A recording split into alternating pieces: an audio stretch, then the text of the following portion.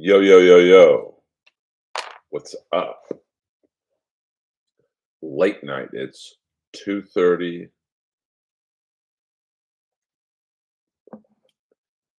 in the AM. Now we might get one person in here. We might not get anybody in here. I'm just playing around with the algorithm and seeing that light looks a little bright. Let's see if we can tone it down. There we go. Like no, a little bit. There we go. A little bit better. I care for my fans' eyeballs. Now this looks a little off. Let's see. There we go. All right, now we're back. We never left. Earl Skakel here. I'm trying to become the top streamer on YouTube, but it's a little hard to do that with 0 people in here. But I'm a soldier. Excuse me. This episode not sponsored by BioSteel, official drink of the NHL, which is why you probably never heard of it. I never understood the sponsorships in the NHL. Adidas, for the last couple years, has made the jerseys that the players wear on ice. They make the practice jerseys, but yet you walk into any Adidas store in Los Angeles anyway, there's not a single Los Angeles Kings hat, t-shirt, jersey, visor, a pair of socks. You go onto the adidas.com website, there's literally nothing hockey related on it. I think you have to really search for the 3 or 4 shirts that they have. And they have like these random shirts, like they have a Rangers shirt, which makes sense. They have to be one of the more popular teams in the league. And then they have like a Minnesota Wild and Nashville Predators shirt, no King shirt, no Canadians shirt. Like the NHL has always been behind the ball ever since the John Ziegler era, era, and the area. And no, he's not related to Dolph Ziggler. So hockey better get it together. You know, I mean, here you have Connor McDavid, the best player in the world, and outside of Edmonton, nobody knows who he is. I mean, there's a couple people outside of Washington who know who Ovechkin is, but that's because of that commercial he did. Um, what was it last year with Backstrom where they're sitting on the couch? I don't really remember what the commercial was for, and that's not a good sign. But oh Jesus, John Cena has got another movie out called Freelance with Allison Brie from Glow. I like her, but man, those John Cena movies, they're a little rough, to be honest with you. I mean, I think he gets the scripts that like Stallone and Jeff Speakman turned down back in the day. Jeff Speakman shows you how tough this business is when you got one chance to star in a movie, The Perfect Weapon, which I kind of like. It's a good 80s action movie. And Jeff Speakman is legit. He's like whatever he is, a 4th degree, 10th degree black belt, and I think Kempo karate. So his skills were legit, and he wasn't a horrible actor, but he just it's kind of like Carl Weathers got his one shot to headline a movie after the success of Predator, uh, Action Jackson. Oh, we have one person. 5 minutes in, we got one person. And, I don't think Action Jackson was a bomb. Had a pretty good cast. It had Bill Duke from Predator, Robert Davi. I think Sonny Landham was in it. I'm not sure. Two people are in here. See, maybe this is the time to do a late night stream. Craig T. Nelson was in it. I believe Sharon Stone was in it. So that's a good cast. And the movie was standard 80s action, good guy, bad guy. I think Craig T. Nelson dyed his hair blonde or something, and it just I don't know. I don't remember it doing terribly well, but I don't remember it bombing either. So that's that's the nature of Hollywood. You could be the biggest star in the world, and you do one bomb, you're done in this business. Um, Apparently, rape causes dementia. Ron Jeremy, porn star. What up, Lance? What up? But porn star Ron Jeremy was released from prison due to his dementia from the 7,000 allegations that he is accused of. When you get Me Too'd out of the porn industry, you might have a problem. Um, I knew a guy who directed a film with him, and Ron Jeremy has, first of all, I loved it when he did like a mainstream movie, and he would change his name to Ron Jeremy Hyatt. Like, that's going to fool people. Hey, who's the fat guy with the mustache and the 2-foot dick? Oh, that's not Ron Jeremy. Um, but my buddy, he's got narcolepsy. So he literally sometimes would come to the comedy store and just go to sleep in Mitzi's bucket seat. And so he was on this set. It's a porno, obviously. What do you think? He's going to get cast in Da Vinci Code? Uh, and he shit his pants. Everyone knew because of the smell. And my buddy wakes him up and goes, "Hey, man, we're ready for you, Ron. You want to take a shower?" Like, hinting. And Ron Jeremy's like, "No, let's go." And then, like, literally every girl in the porn business had him on their do not work list, which is, I find funny that porn actresses uh, have standards as to who they'll do a double anal scene with. But, what are you going to do? I don't watch porn, even though it looks like I produce it. Hello. That's a Skakel classic here. That's pretty good for 2:38 in the morning. I mean, I'm giving you guys some of the Skakel classics. What else is going on in the world today? Not much. Well, we had a debate last night with Governor of California, Gavin Newsom, against Governor of Florida. I almost said Ron Jeremy, Ron DeSantis. Not a good look for Ron DeSantis when you're in the presidential debates and then you are debating someone who's not even running. And don't get me wrong, I'm no Gavin Newsom fan.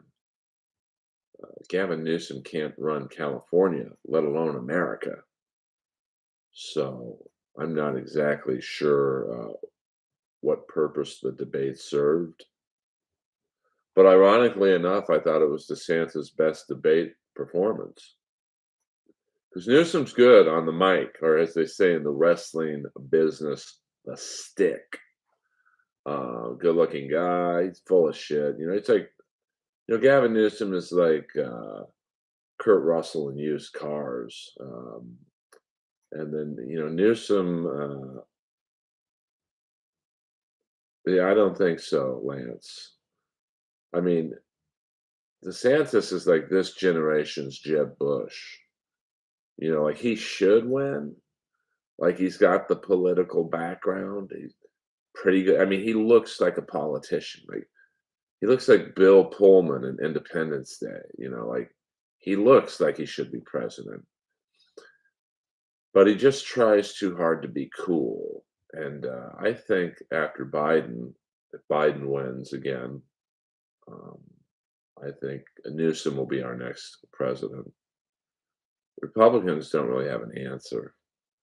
They got Trump, and he's got this is Trump's, in my opinion, last kick of the can at the White House, and who knows if he even gets in it. Like he's got, what, 94 felony charges. Like now, if he wins, I don't think this has ever happened before that a president can pardon themselves.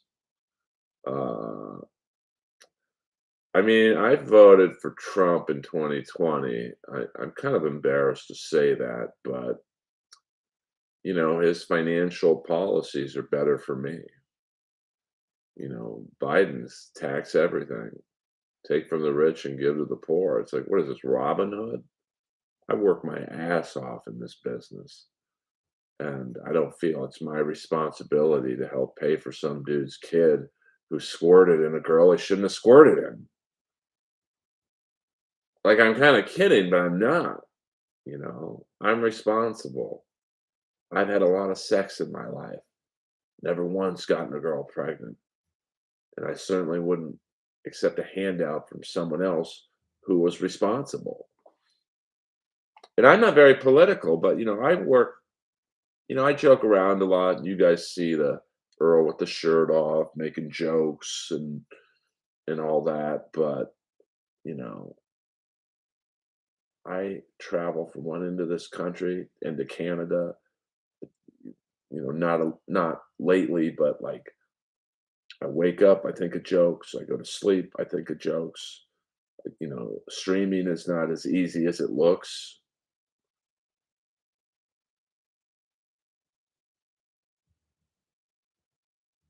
I agree, extraneous, and thank you for that. I like Steve Forbes' idea, 10%, the flat tax. And I'm not rich, you know. Joe Rogan's rich.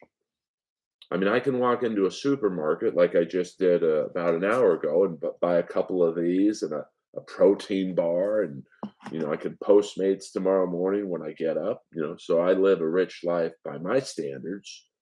I could buy that sign, $496, but, that's not rich. But I don't think the rich should be penalized for being rich, and I don't think that, and this probably, I don't know where this puts me on the political scale, but uh, I don't think it's my responsibility to pay for someone else's mistakes in terms of, I saw a woman last night. I was going to the Comedy Store, and I was actually at my friend's show in the East.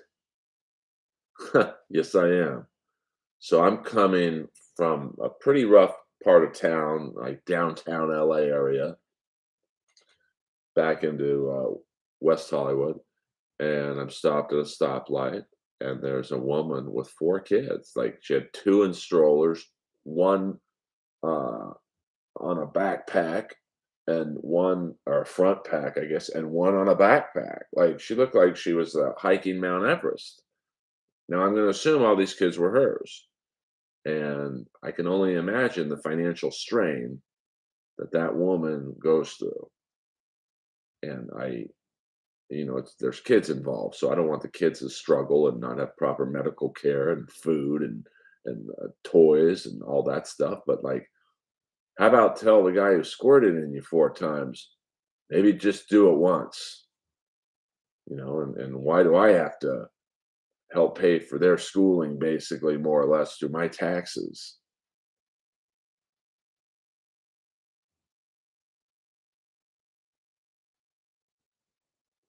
Well, I think, philanthropy, yeah, you're right. They give to they give expecting to get something back in return. Um, so, well, I mean, military is different. I don't mind paying taxes for military stuff because, you know, you know, they keep the country safe. So I don't mind paying an extra whatever 1 cent on gas or 2 cents, whatever it would be, to help fund military assistance programs. But in California, like you guys, there's two people in here. I live in Los Angeles, and we're taxed on our taxes. That's why so many people move to Austin. No state income tax. And I know some of my comedy friends who literally had 3 to 5 roommates out here in Los Angeles. They live by themselves in condos in Austin, some homes. I know 2 guys, I won't say their names because I don't want to blow their wealth up, but they went from literally parking cars at the Comedy Store or taking tickets in the cover booth to making 6 figures. And, so that's why when I saw the debate tonight, I wanted to jump through my TV and, like, wring Newsom's neck. This fucking guy wants to run the country. Well, I can assure you those living in New York, Florida, Montana, the Dakotas, the Carolinas, Vermont, Rhode Island, he's doing a pretty shitty job here. So don't vote for him there. But, you know, he's a good talker, and that's unfortunately what wins you the election most of the time. I mean, look at Trump. No political experience. Zero. He wins. Is the face of the Republican Party. You got guys like DeSantis and Ted Cruz and who's the guy with the floppy ears? Rubio, Jeb Bush, 100 times more experience.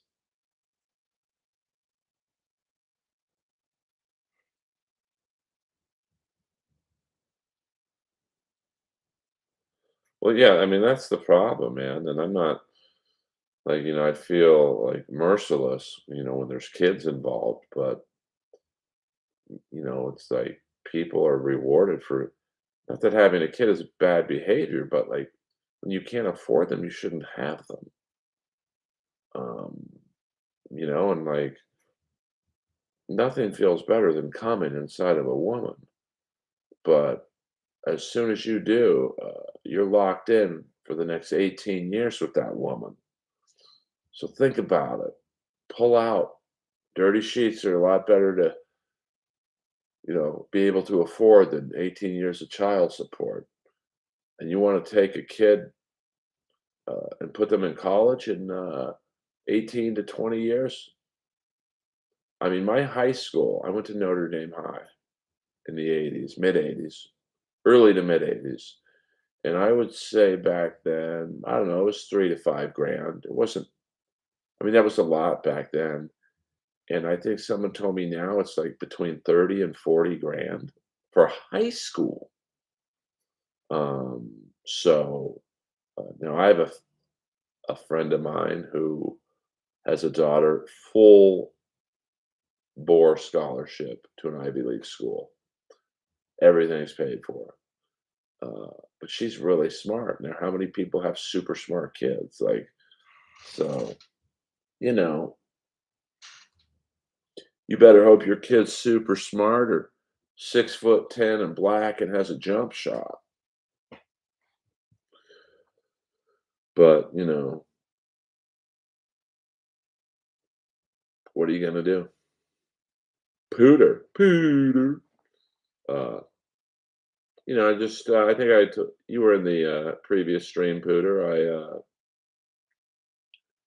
Think I said I'd do a stream at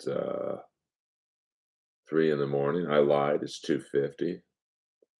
Just playing with the algorithms, seeing, I'm such a late night person that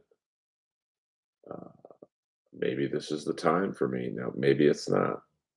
There's 3 people in here, and I realize that right now on the East Coast, it's 6 a.m. Who's listening to a podcast and coming into a chat room? The jelly painting behind me was done by the great roast battle extraordinaire comic and funny stand-up comic, Joe Urell. That's half berry jelly, half Earl Skakel. Um, Very talented artist, and if you know anything about Joe Urell, he's in a wheelchair, and so the fact that he did something that good, handicapped, is impressive. Um, yeah, I mean, I'm just messing around with the algorithm, which was the bummer about having to take down my 45-minute set from the Comedy Store. Like, for whatever reason, I cracked the stand-up algorithm in on YouTube, and then I had to take it down. So I'm trying to put up a 45-minute to an hour set that's not filmed at the Comedy Store. I'll keep you guys posted. I might put the 45-minute set from the Comedy Store on Patreon. And, and that's not a scam to get people to go to my Patreon. It's just, it's the only way I can put it up without getting into trouble. So I believe on Patreon you can't screen record or screen grab, so it'll be like nobody knows it's on my Patreon unless you go on it. I might charge, not sure, maybe I'll just put it in the $20 category. Because I think it's worth $20. I think it's worth more than that, to be honest with you. But I try and be. I'm not really doing Patreon for the money, even if I had hundreds of subscribers.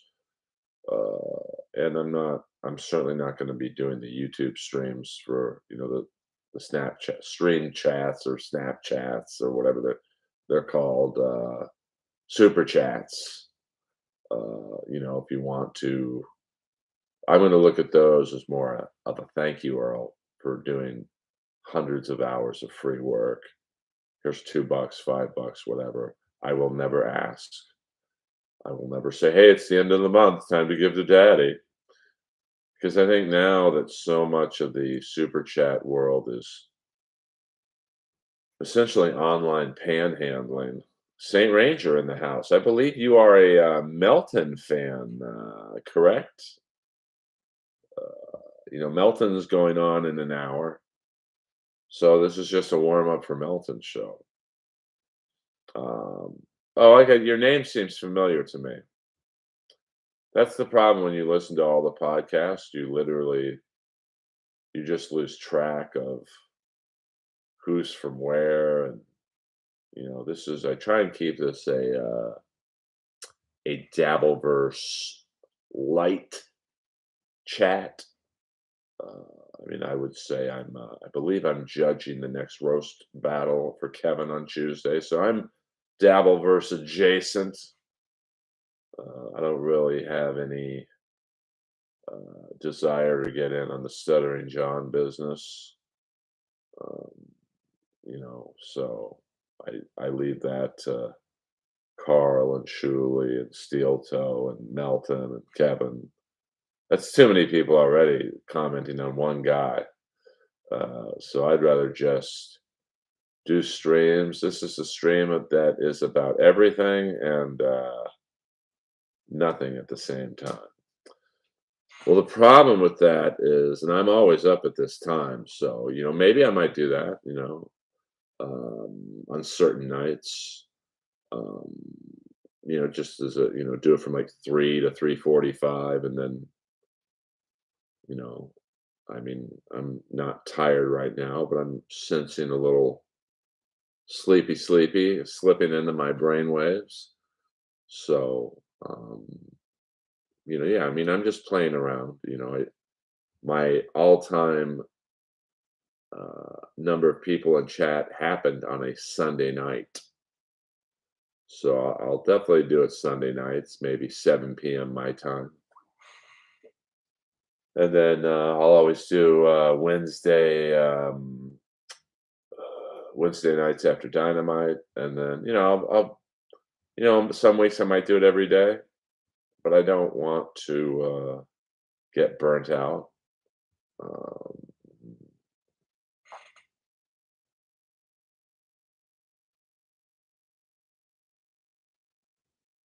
Oh, great, that's awesome, man.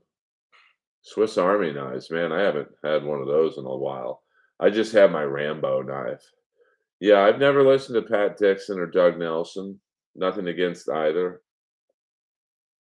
I'm a little more familiar with Pat Dixon. I don't know who Doug Nelson is, and obviously, I listen to Kevin the most, but I switch around, like, I used to listen to Steel Toe a fair amount, and then I don't know, I got burnt out on them, for some reason, um, and then I've never listened to Carl. It's not because I don't want to, I don't know.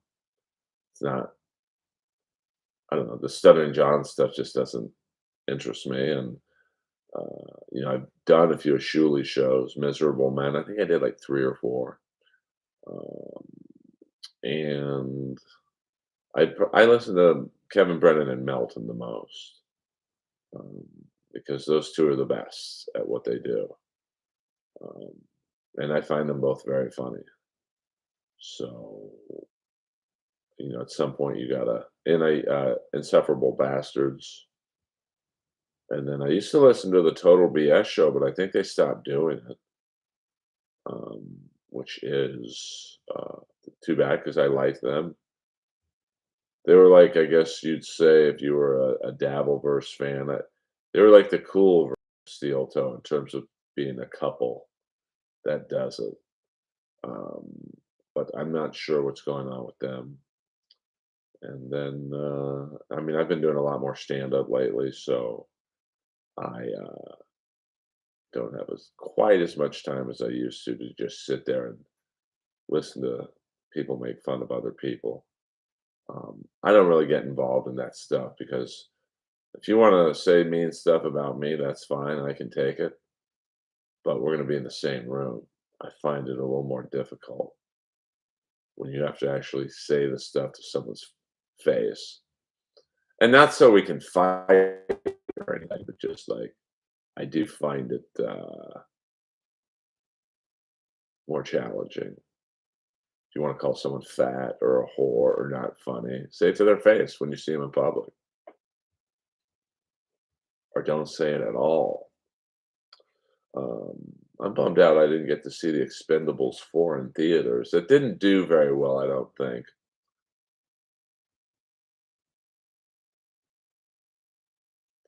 I mean, I hope Saint Ranger. I mean, I'm new to the streaming game, to be brutally honest with you, so, I enjoy doing it, and, I think my cousin RFK Jr. is eventually going to come on my podcast, and I think that's what would get some eyes on that. Um, it's just you I'm the type I get overwhelmed a lot, so,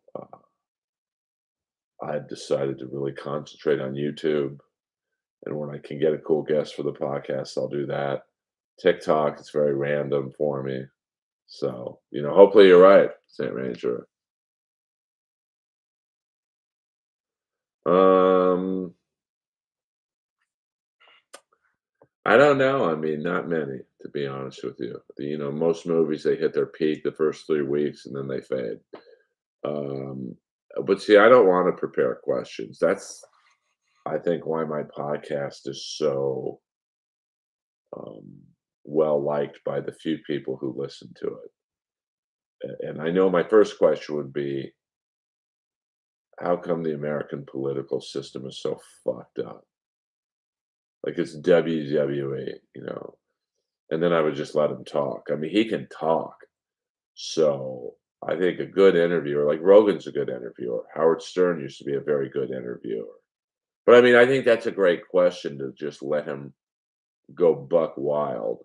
Uh, yeah, I mean, I want to know why So that would be the first question. I think that could get him going for 10 minutes right up top. And then, why is Trump the face of the Republican Party? Um, you know, why do you think you can beat Trump and Biden? I mean, it's simple questions because he's a pro public speaker. His dad was great, so I don't want to talk that much. Yes. Oh, that's great. Yeah, my aunt Ethel was married to RFK. If you look up Ethel Kennedy's name, her real last name is Ethel Skakel. So, um, that was my or it was is my dad's sister, and I believe um, she's the only one of the Skakel family still alive in terms of the brothers and the sisters. Um, well, I want to know what his platform is, and I want to, so I would say, and you could ask any candidate that. I want to know, the pressure he feels with his dad and uncle being, well, his uncle was president, but his dad would have been president. Um, and then, he's into conspiracy theories and the vaccines, obviously, you talk about that. You know, I think he tried to get Sirhan, the man who killed his dad, out of prison. Like, I'd love to talk about that and, um, why we can't get a younger generation involved in politics. I mean, it's fucking embarrassing. Look at the next presidential election is gonna be between an 81-year-old and a 78-year-old. So, we need that. I mean, I don't like Vivek Ramaswamy, but, at least he's, like, 39 and, like, I mean, he'd be a horrible president right now, but maybe he can grow into it, but we have to get some youth into politics. Look at the Senate. Look at Pelosi. What is she, 100 years old? Feinstein was still actively serving, and she passed away, but fuck.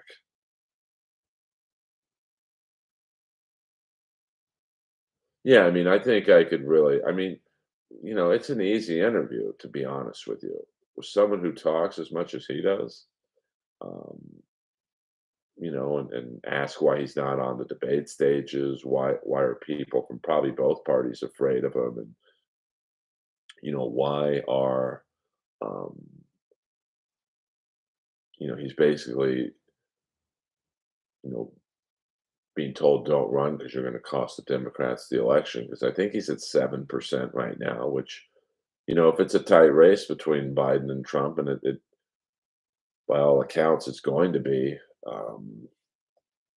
then that 7% is pretty huge. It's like Ross Perot. Um, so,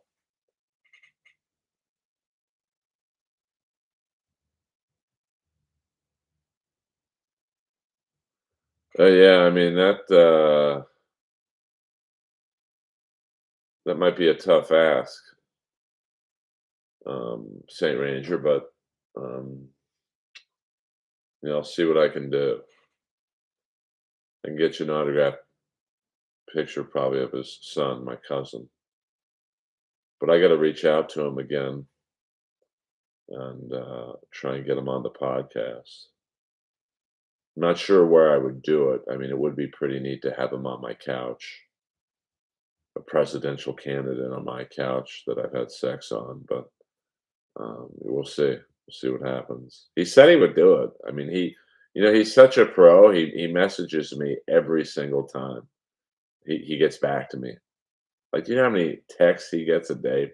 I mean, he last told me, "Earl, I want to do your podcast." I get 1,000 requests a week, and literally 1,000. So, hopefully it happens. Oh, I see what you're saying. Yeah, I'm not sure on that. I'm sure you could do a search on Getty Images and see if there's something there in that regard. Um, I mean, I know I've seen some pictures of sporting events that I wanted to see that, Getty Images or Flickr is also. There's a lot of rare pictures on there as well from people's private collections. And just Google it. I'm sure stuff would come up, you know. Um, I mean, it's crazy how much stuff is out there on the internet, in terms of like rare pictures. And um, I was doing research for a joke because in the PlayStation 5 baseball game, it's MLB 23. There's a historical feature where you can go back and play in the Negro League with a current team. Like, say you want to play the California Angels, and you could put them in the Negro League.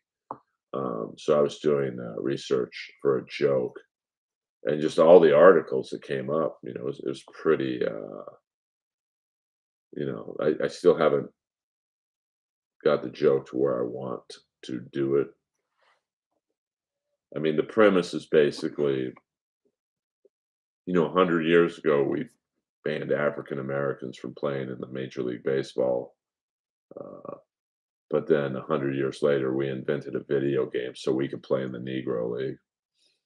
There's just something there, but especially when you're at the comedy store, you can't really fuck around with a premise. You got to like make sure the joke is firing on all cylinders, or you'll look like an idiot.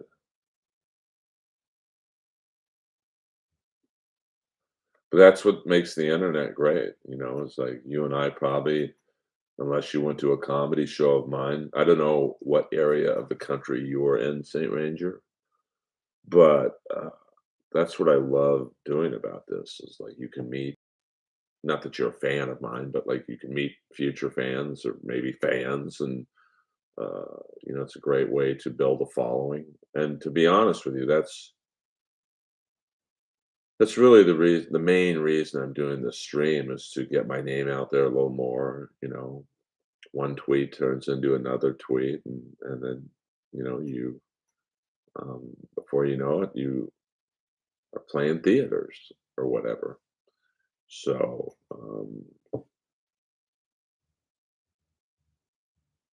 I don't know what discords are, so I don't.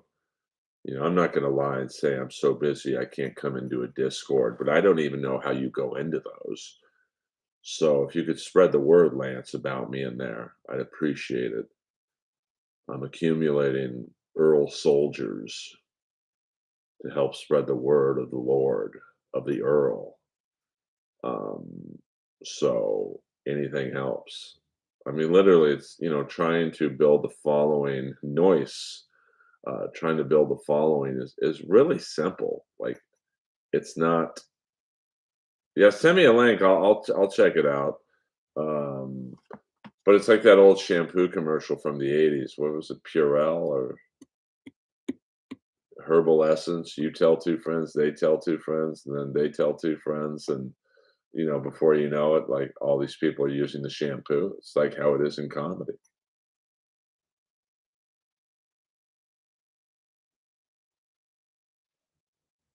Yeah, I mean, my aunt was right by his side. I think my mom and dad were. No, my mom wasn't there because she was just November '68. She had just had me. I was born September of '68, so my dad might have been there. Um, so, but the Skakel family, they are a very strange family, to be honest with you. So, yeah, I mean, that's what happens, Lance. Let's see. Literally, Tim Dillon told me a couple months ago at the comedy store, all you need is 2,000 fans to make a living. And obviously, I'm a little far from that particular number, but like, you get 2,000 active fans tweeting about you, talking about my podcast or my stand up or my roast battle appearances or the jellies. This word just spreads. Because I don't have a manager or an agent. I'm a lone wolf McQuaid for you Chuck Norris fans out there. So,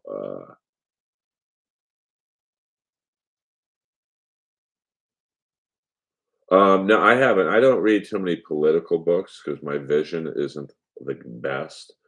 So I strain a lot when I read. Like, this is the last book I've read. Um, it's my friend Aaron Volpatti. He was a NHL player, and you can't tell it from this picture, but he had like burns over like 80% of his upper body, and he was told he'd never play hockey again. And um, he got to the NHL and had a pretty good career, and now he's a positive speaker, positive thinker, speaker, I guess you'd call it. So most of the books I read are like wrestlers' biographies and positive thinking books. Um, I listen to a lot of audiobooks because my vision, I strain really bad. Like I've got the Yahoo homepage, and I have to like really expand the letters because it's pretty bad sometimes for me to read. Like I can only read a few pages at a time under the best of circumstances. Um, hey, what happened? Anyone know out there what happened on the Golden Bachelor? I couldn't make it past 5 minutes into the first episode, but did he end up marrying one of those old bags? Um, Joseph, yeah, I don't know. I'm just trying to see if anything's going down this late in the morning. Nothing, nothing too bad. Just a couple wars and all that stuff.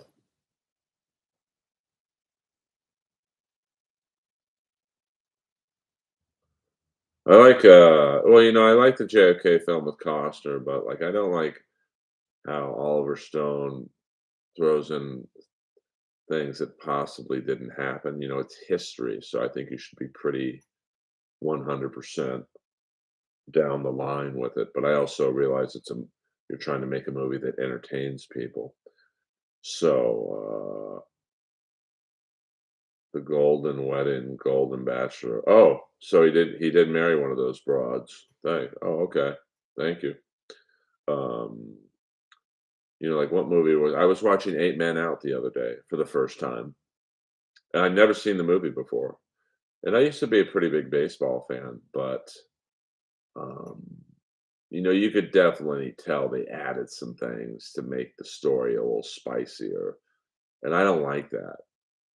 Like, give me the real story, and then, but I also realize you're trying to entertain people for 2 hours. But that was a great cast. John Cusack, the great Michael Rooker, um, DB Sweeney, Perry Lang, David Strathern, Gordon Clapp. I mean, I really loved the movie. So, um, but that's going to the back to the RFK or JFK movie. You could tell there was some creative license going on with some of the facts, and I don't like that. But it's still amazing to me that what was that 60 years ago, JFK's assassination, and we still don't know if Oswald was the lone gunman. I mean, even with RFK, I was reading something the other day. Many of you know, or maybe none of you know, I have an obsession with the Palestinian cocaine dealer in LA from the 70s and 80s, Eddie Nash, who was loosely portrayed by Alfred Molina in Boogie Nights and fully portrayed by Eric Bogosian in Wonderland. Someone was telling me that there's evidence that Eddie Nash met with Sirhan Sirhan, which makes sense because they were both Palestinian. And that just adds another layer to the Eddie Nash story. Um, oh, I don't mind, dude. Sir Ranger, I don't mind. It's my family. Um, it's like it's hard to deny. The last name Skakel is it's pretty unique. So it's not like I can deny. No, that's not the Skakel family I'm related to. And actually, the Skakels have probably just as interesting of a family background as the Kennedys. It's not quite as well known, but it is certainly worth looking into if you are into that. If you look up George Skakel Sr., he was the one who founded, he would drive by oil refineries in the Depression era and asked to buy their waste. And they thought he was just some fucking crazy kook. So yeah, you can have our waste. And it would literally be like me going to any business, um, like a tax office that obviously shreds their documents. Hey, can we have your paper shreddings? Yeah, you can have them. You don't have to buy them. And my grandfather turned the oil waste into like graphite and all this cool stuff that we use today. I mean, he probably helped make this thing. This is like the kind of stuff he was turning the oil waste into. And so he was, I think, one of the very few people to make money in that era. Um, and then, obviously the Skakels with, marrying into the Kennedy family, and uh, there's many stories about the Skakels that I think people like you, Saint Ranger, and many others, to be honest with you, would um, find interesting. Uh, by the way, that Newsom DeSantis debate, it looked like a pregame for the debates that are probably going to happen in 2028. Someone brought that up to me. And oh boy, did you see that Kansas City Chiefs fan who was in half blackface because she's actually Indian? Um, and she got in a bit of trouble there. Bit of trouble. Um, I don't think that she was doing it to.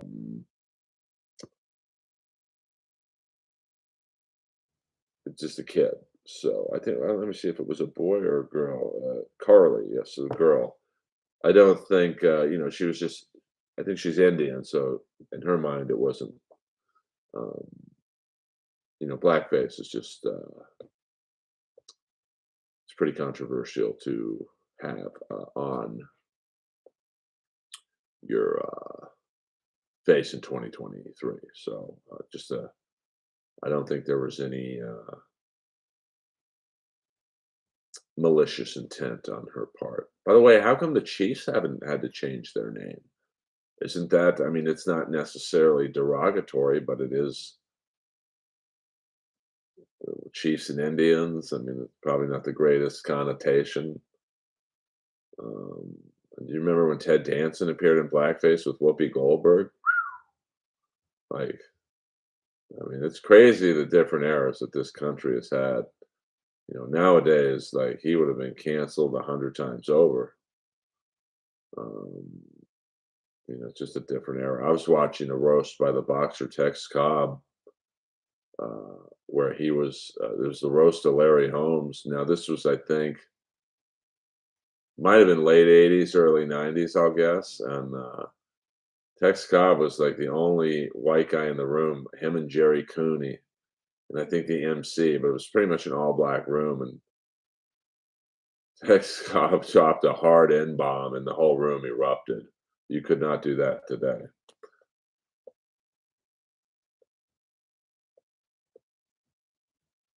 Oh, cool, cool. By curiosity, Saint Ranger, since that's where one of my favorite bands broke their bread in, are you a fan of the Tubes? The great Fee Waybill?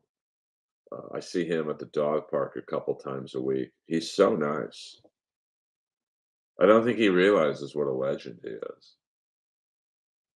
It's like weird to see the singer of the Tubes with his two dogs, and we're just talking. Um,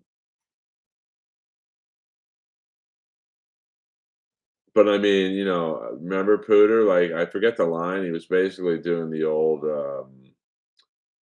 switcheroo on like, all African Americans look alike. He said something like Larry Holmes to Larry Holmes, all white people look alike. I'm just another to him.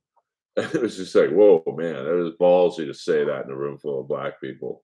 But it's a different era. It was like in the late '80s, early '90s, politically incorrect humor. Like, that's right around when like In Living Color was on, and they always did some pretty spicy, racy jokes. Um, that's cool. I mean, that's what most people would say. Yeah, he did not hesitate. Um, oh, that's great. Yeah, I mean, most people would say that's their best period. It's weird. Like their two biggest hits, obviously, "She's a Beauty" and "Talk to You Later." Um, they were to the original fan base too commercialized and seen as selling out. But like "She's a Beauty" is still played in regular rotation on any radio station I listen to. Um, but it just kind of sucks for them because they probably don't like the song because like they're from that white punks on dope and stuff like that. When they were on like SCTV, but they probably made a lot of money on "She's a Beauty" and to a lesser extent, "Talk to You Later." And I think Fee Waybill wrote a song with Richard Marx for Vixen. What was their big hit? Vixen's biggest hit? "On the Edge of a Broken Heart" or "Edge of a Broken Heart." Yeah, Vince was my favorite one, Vince Welnick, who later went on to play with the Grateful Dead, and then, like a lot of, keyboard players for the Grateful Dead, he killed himself. He did the what is it called? Harikari, where he puts the knife in him. That's too bad, He was, and then the Tubes never really talk about him either, so it's kinda bad or sad that he's disappeared from most people's memory, but he was a great, um the Tubes said that two keyboard attack. Very few bands had one keyboard player, but the Tubes sound, the two keyboards, it was integral into their sound. And Roger Steen, a great guitar player in his own right, but most people don't know this. Steve Lukather did the solo to "She's a Beauty." I picked up Steve Lukather's book. I have not read it yet, but I can't wait. I mean, that guy's played on every album I think ever recorded. Of course, a lot of those, he was a ghost musician, so it was on the DL, and I don't mean Hughley, uh, but one of the great guitar players of the last 50 years.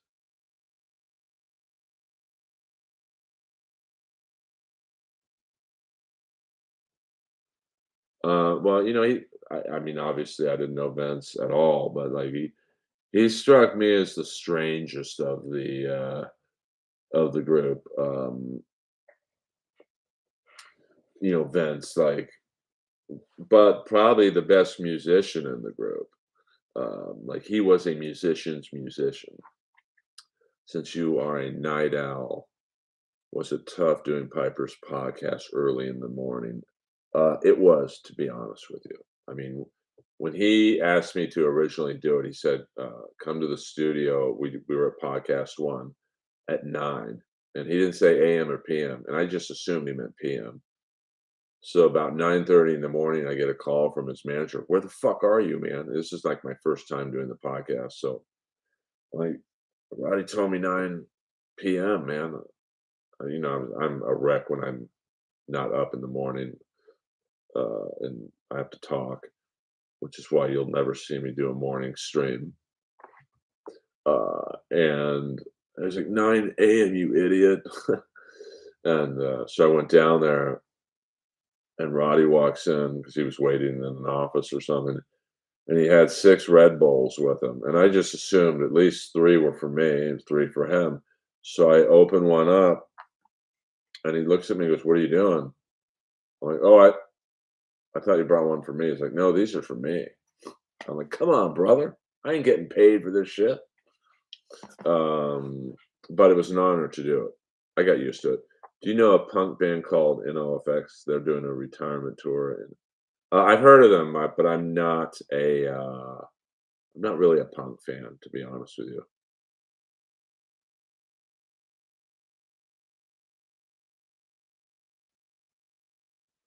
Well, I think he was just marched to his own drummer.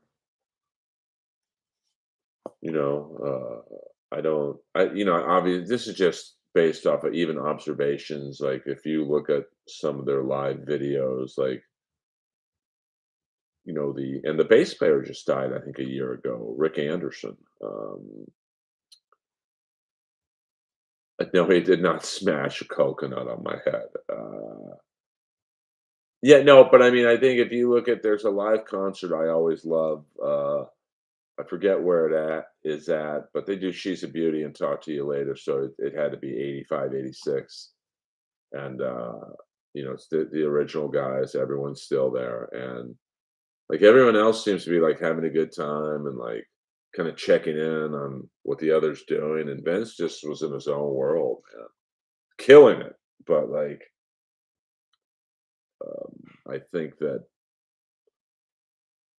he wasn't necessarily in the business for the money or the pussy or the drugs or whatever. I mean, I'm sure he enjoyed those rewards of it, but he just seemed to love playing music. Uh,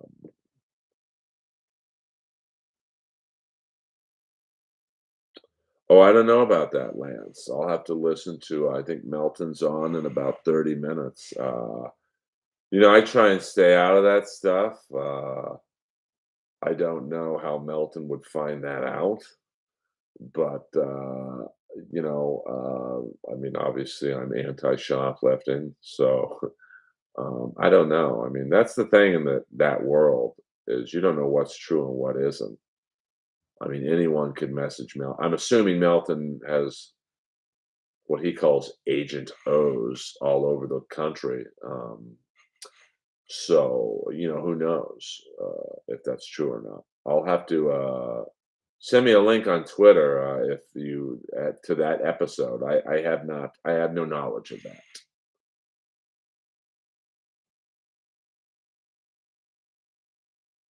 Oh, that's awesome, man. Yeah, I love the Tubes. You know, I have a very eclectic taste in music. Like, they just did, let me see if I can pull up my Spotify, top, they do that year-ended music stuff, on Spotify. Let's see if it pulls up, your feed. Let's see. So my top songs, not that you guys are, it's pretty embarrassing to be honest with you. My top song was the remake of Uptown Girl by the UK boy band Westlife. It's a really good song, and the video is really funny. My second top song, Lick It Up, live from the Mid Hudson Civic Center by Kiss with Mark St. John on guitar. Third favorite or third most played song, Creatures of the Night, same concert, 1984. It was Mark St. John's only full concert with Kiss. Fourth most played song, Cage by Billy Idol, good song. Human by The Killers next. Just the Girl by the Click Five next. Driving Rain featuring Miles Kennedy and the Conspirators. Rock and Roll All Night live from the Mid Hudson Civic Center, same Mark St. John concert. My Own Soul's Warning by the Killers. I Can't Go On, which was a really cool song Quiet Riot released. It's a song that Kevin Dubrow and Alex Grossi, um, like, they fucked around with in like 2002, and they lost the tape, and then Alex Grossi and, like, I think 2021 found it on an iPod and they released it. And it might be Quiet Riot's best song. And the video is really sad because it kind of showcases Kevin Dubrow and Frankie Banali's deaths in a tribute way. That's called "I Can't Hold On." It's a really good song if you want to hear like a new song from 80s band. "Since You've Been Gone" by the Outfield, "Shadows of the Night," Pat Benatar, "Detroit Rock City" from that same show, "More Than a Feeling," Boston, "Talk to Me" by the Outfield, "Never Walk Away" by Journey with the Filipino singer, and so you guys get the gist. I'd play some of that, but I don't know what the rules are in terms of me. Someone told me you can play 15 seconds of any song, but I'm not sure if that's true or not. My First and the Gimme Gimmes are the cover band. Me First. I don't know what that means. Me First and the Gimme Gimmes are the cover band. I'm not sure what that means. Oh wait, hold on. Oh, I see what you're saying. I see what you're saying.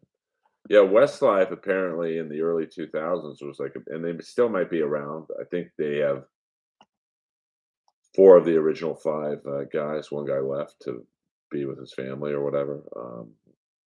But they did a very good cover of Uptown Girl, slightly different take, but Claudia Schiffer's in the video, and like, wow, she is beautiful. Um, and the five guys, the one guy that there's like these five rich guys. They walk into a cafe, they go to play a song, and the jukebox it doesn't play, and guys like, all I have is this song, and then the Uptown Girl plays, and then Claudia Schiffer walks in, and it's pretty good. Now, if you're in Vegas tomorrow night or tonight, I should say, at the Hard Hat Lounge, there is a they're doing a grand reopening, and there's going to be a nice jam session with some very famous rockers. A lot of famous '80s metal guys live in Vegas. Jakey Lee, all of Slash's bands. Um, many people are going to be there tonight. I'm even thinking of driving there, but I don't know. I don't know. I get lazy with stuff like that. Like right now, I get some sleep, go to Vegas, see some of my '80s icons. I mean, if I got to meet Jakey Lee, I'd lose my mind because he's probably my favorite guitar player. And I want to meet him while he's still alive. If you know what I mean. Hello.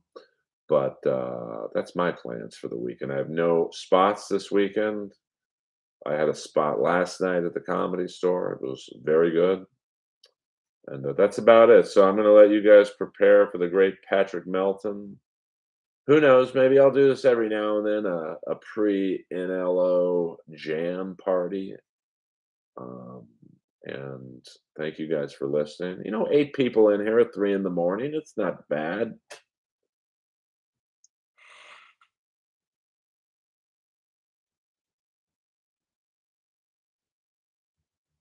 Oh, wow, that's great. See ya, Lance. No problem. Um, that's great. Yeah, I mean, I love Boston, and oh, anytime, Saint Ranger. I like how they made their first album where the record company gave them like a couple bucks, and then Tom, the guitar player, went into his garage, recorded the whole thing basically by himself, and kept the money to buy equipment. You know, I mean, obviously Brad Delp, had to come in for the vocals, but I mean, is it Tom Schatz or Schutz? The Boston guitar player. I know you'll know Saint Ranger. He was like an MIT graduate, so he's like super, super, super smart. And so he had all this recording gear in his garage, and that first Boston album was literally recorded by him. Um, and he bought all this cool recording stuff for the mid '70s anyway. Um, and the rest is history. I mean, Boston had a brief but powerful run. I believe their debut album is still the number one selling debut album of all time. Although I think Appetite for Destruction by Guns N' Roses might have surpassed it. I'm not sure. How did the episode with Piper go? My episode with Inappropriate Earl was great. Me and Piper had great chemistry. And I did the last few months of his podcast. I want to say maybe 6 or 7 episodes before he passed away. And we just got along. I was a fan, but I played it cool. Like I wasn't like, oh my God, you're Roddy Piper. Oh. Um, and he liked that. And I miss him a lot. He was a great man. So, all right, guys, Earl Skakel over and out. Thank you for sharing and talking about the stream and discords. I don't even know what discords are, to be completely frank, but I love you all. My old ass is going to go to sleep listening to Melton. Good night, all. St. Ranger, nice talking music with you. Vince Welnick for life.